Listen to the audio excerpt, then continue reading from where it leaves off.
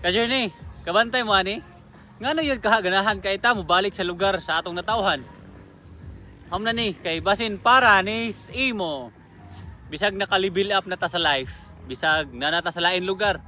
Ngano murag naay part sa atong heart nga pirmi mo balik dito.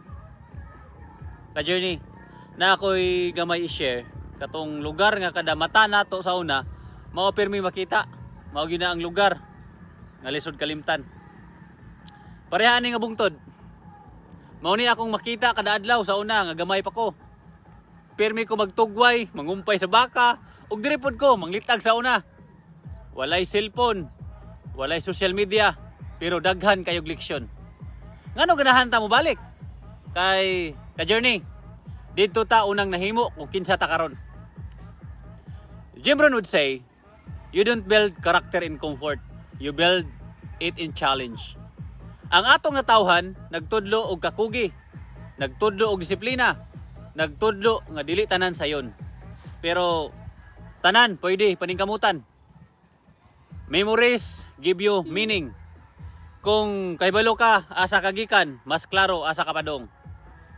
Sa una kapoy kayo mangumpay, pero karon mao dayto ang nagtrain sa atong kinaiya.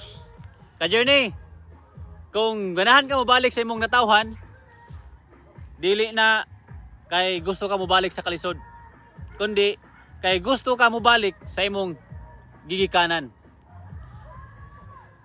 Baliki ang lugar, baliki ang values, dalha ang leksyon padulong sa imong future.